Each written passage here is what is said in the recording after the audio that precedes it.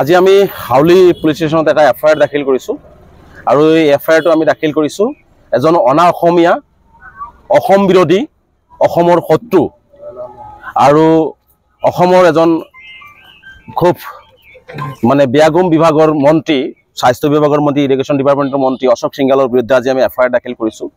এইজন ব্যক্তি আসলতে অসমৰ কাৰণে এটা অভিশাপ, অসমীয়া জাতিৰ কাৰণে অভিশাপ। এইজন ব্যক্তিয়ে দুদিনমান আগতে অসমৰ প্ৰায় 90 লাখ জনসংখ্যা থকা এটি জনগোষ্ঠীক টাৰ্গেট কৰি যি ধৰণে সাম্প্ৰদায়িক বিষবাস্প বিয়পাই এটা সংঘাত সৃষ্টি কৰিব বিচাৰিছে অশোক সিংঘালে, তাক আমি সদৌ অসম সংখ্যালঘু ছাত্ৰই তীব্ৰভাৱে নিন্দা কৰিছোঁ, গৰিহণা দিছোঁ। তেওঁ অতি নিম্নমানৰ নিজ মানসিকতাৰ ব্যক্তি, যিজন ব্যক্তিয়ে আসলতে অসমীয়া ভাষাটোকে শুদ্ধভাৱে ক'ব নোৱাৰে, এজন বহিৰাগতই আজি ৰাজনৈতিক ক্ষমতা লাভ কৰি অসমখন ধ্বংস কৰিবৰ কাৰণে ইয়াত আহিছে। অসমৰ পৰা তেওঁ বিভিন্ন বিভাগত লুটিপুটি খাই ধন সংগ্ৰহ কৰি আজি তেওঁ ৰাজনৈতিকভাৱে যেতিয়া দেখিছে যে বিফল হোৱাৰ সম্ভাৱনা বেছি, অসমৰ ৰাইজে এনেকুৱা অনা অসমীয়া ব্যক্তিক বয়কট কৰাৰ সিদ্ধান্ত লৈ আছে, তেনে সময়ত সাম্প্ৰদায়িক বিষবাস্প বিয়পাই হিন্দু মুছলমান কথাবিলাক কৈ কাৰোবাক ক'ৰবাত দোকান দিব লাগে ক'ৰবাত দিব নালাগে আৰু কোনো জনগোষ্ঠীৰ লগত তেওঁ 1% নাই, সেই জনগোষ্ঠীয়ে কেতিয়াও কোৱা নাই যে অশোক সিংঘাল তেওঁলোকৰ লগত থাকিব লাগে। এনেকুৱা কথা বাৰ্তা কৈ আচলতে এটা অসমত ভাতৃঘাতী সংঘাত সৃষ্টি কৰিব বিচাৰিছে। আৰু সেই কাৰণে আজি আমি এফআইআৰ দাখিল কৰিছোঁ যে অশোক সিংঘালৰ বিৰুদ্ধে অসম চৰকাৰৰ গৃহ বিভাগৰ দায়িত্বত থকা মুখ্যমন্ত্ৰীয়ে ব্যৱস্থা গ্ৰহণ কৰিব লাগে।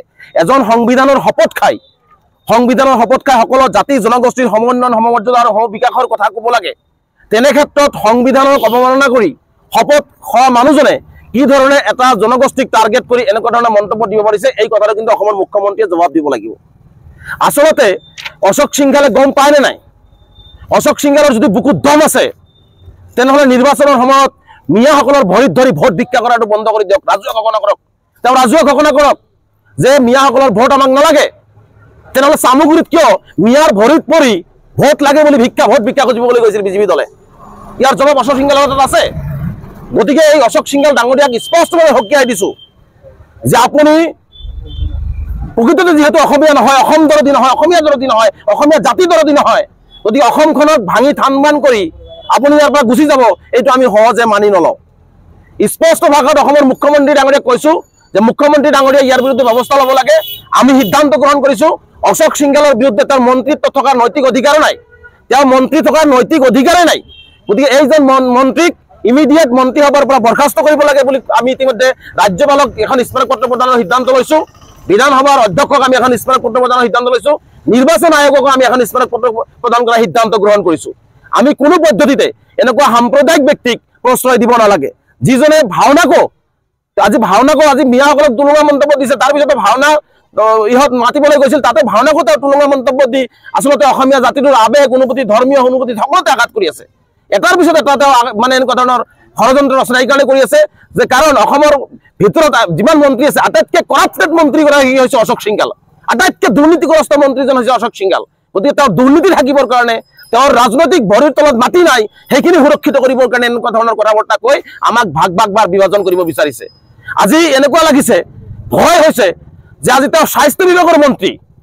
আজি আমাৰ সন্দেহ হয় যে স্বাস্থ্য বিভাগৰ মন্ত্ৰী হৈ এনেকুৱা মন্তব্য দি আচলতে সেই মিয়া জনগোষ্ঠীটোক স্বাস্থ্যৰ পৰা বঞ্চিত কৰিব বিচাৰিছে নেকি? বিভিন্ন অঞ্চলত ডক্টৰবিলাকক তেওঁ ইয়াৰ পৰা উঠাই ল'ব বিচাৰিছে নেকি? গুৱাহাটী GMCত যাতে মিয়াসকলৰ ভাল ট্ৰিটমেণ্ট নহয়, ৰোগীসকলক যাতে ধৰ্মীয় দৃষ্টিকোণে চোৱা হয়, তাৰে এটা ইংগিত তেওঁ আচলতে বহন কৰিছে নেকি? তাৰে কথাটো ক'ব বিচাৰিছে নেকি? স্পষ্টকৈ মুখ্যমন্ত্ৰীয়ে জবাব দিব লাগিব যে আচলতে হস্পিটেলত কোনো জাতি ধৰ্ম নাথাকে, হস্পিটেলতো যাতে জাতি ধৰ্ম হয়, জাতি ধৰ্মৰ নামত যাতে চিকিৎসা হয়, এইটোৱে যাতে ডক্টৰসকলৰ মাজত, নাৰ্ছসকলৰ মাজত, কৰ্মচাৰীসকলৰ মাজত যাতে বিভাজন আহে, এইটো কৰিবৰ কাৰণে ষড়যন্ত্ৰ ৰচনা কৰা হৈছে বুলি আমাৰ ইতিমধ্যে সন্দেহ হৈছে। গতিকে কোনো পদ্ধতিতে স্বাস্থ্য বিভাগৰ মন্ত্ৰী থকাৰ নৈতিক অধিকাৰ নাই, তেওঁ নৈতিক অধিকাৰ হেৰুৱাই পেলাইছে। তেওঁক মন্ত্ৰী সভাৰ পৰা বৰ্খাস্ত কৰিব লাগে আৰু তেওঁৰ বিৰুদ্ধে কঠোৰৰ পৰা কঠোৰতম ব্যৱস্থা গ্ৰহণ কৰিব লাগে। আমি আজি আইনৰ আশ্ৰয় লৈছোঁ, পৰৱৰ্তী পৰ্যায়ত আমি স্মাৰকপত্ৰ প্ৰদান কৰিম, কিন্তু কোনো পদ্ধতিতে অশোক সিংঘালৰ এনেকুৱা কথা আমি সহ্য নকৰোঁ। তাৰমানে তেওঁ নিজকে হিৰো সজাবৰ কাৰণে তেওঁ ভাবিছে অসমৰ ৰাইজে এনেকুৱা কথা ক'লে অসমৰ ৰাইজ ডাঙৰ খাই দিব, হিৰো হ'ম, হিন্দু মানুহসকলে ভাল পাব। তেওঁ যিটো নাখায় বুলি কৈছে, সেই নোখোৱা বস্তুটো গৰু অসমৰ ইপাৰৰ পৰা মেঘালয়লৈকে যেতিয়া যায় সেইটো বন্ধ কৰা সাহস কিয় নহয়? তেওঁ যিটো নাখায় বুলি তেওঁ কৈছে, আমি যিটো নাখাওঁ সেইটো যিটো আমি পূজা কৰোঁ, যিটো এইটোসকলে খায় তেওঁলোকৰ লগত মই নাই।